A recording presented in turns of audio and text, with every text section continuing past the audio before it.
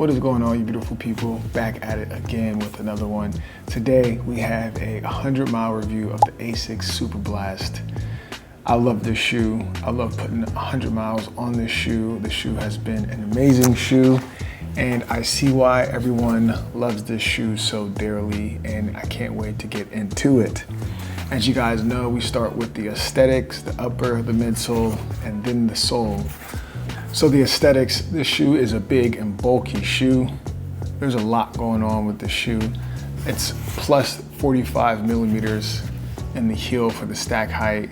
I think it's 35 millimeters in the heel for the stack height and 38 millimeters in the forefoot. It is a chunky monkey.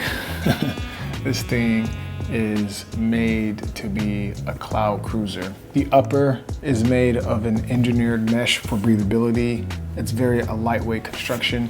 You would be surprised how big this shoe is, but how light it also is. It's crazy because when you look at it, you think this is going to be a tank or a brick, but it is the furthest thing from that. And I see why this is a fan favorite, because Asics has done a great job of making this shoe very durable and comfortable with the stack height in the heel and the midfoot, or the heel and the forefoot, as well as making this thing extremely light. In regards to fit, you want to go true to size. It also has a gusseted tongue, so don't worry about the tongue moving around. It'll keep it locked during those long runs. The engineered mesh in this particular colorway just chews up dirt. I know with just maybe a wipe down, it wouldn't look as dirty, but when it came to my Rebel V4s as well as my Hoka Mach 6, I didn't do anything, and for some odd reason, they stayed clean. Post runs, they'd look awful, but once they dried, they look pristine again.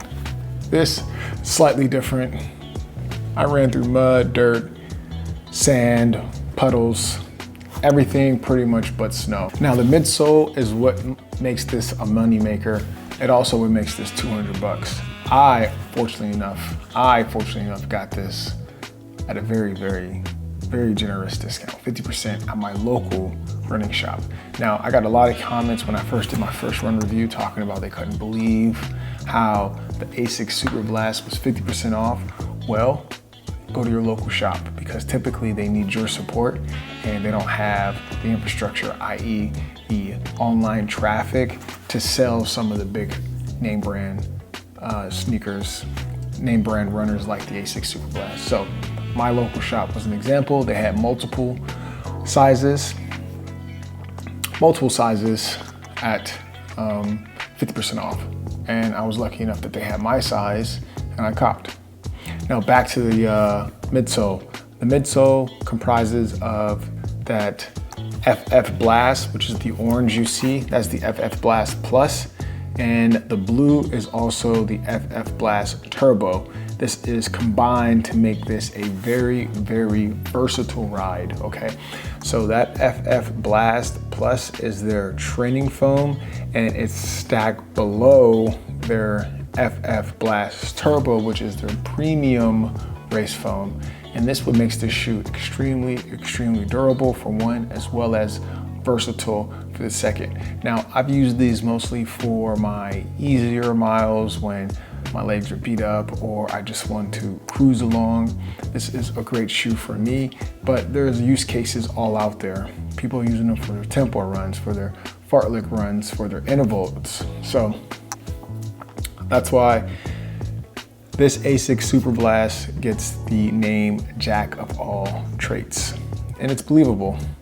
I believe it. Now the midsole construction, adding that race foam underneath the foot and then stacking it right above that training foam, this provides ample cushioning for impact absorption, making it a very suitable shoe for your long runs. Also, that foam is great for its energy return.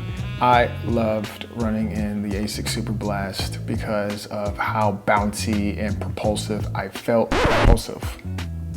Is that a word? Propulsive. Yeah, propulsive. I kept trucking along, I kept moving. I kept moving and I kept grooving.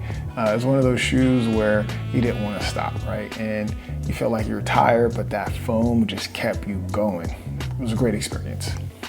So let's talk about the outsole. Typically made of rubber for traction and durability. That pattern is designed and engineered to provide a balance of grip and flexibility. So this midsole is designed to achieve a balance of grip and flexibility. And this is not a very rigid shoe once you break it in. I would say after 100 miles, this shoe is completely broken in. It took me a while. It was like I was fighting against the foam, but every other run, it felt like I was getting closer and closer to that ideal fit and feel when running in a shoe such as the Asics Superblast. So be patient, keep running. Eventually they will break in.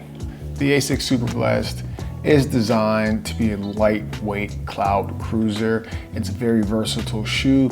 If you're on the fence of whether or not you should pick the Asics Superblast 1 or the 2, I haven't tried the 2, but biasly speaking, if you can pick this up on a discount, by no means buy it. This is an amazing shoe. I have a write-up below in the description where you can find out more, especially on the technical perspective of the Asics Superblast. Check it out. I'll see you on the next one. Peace.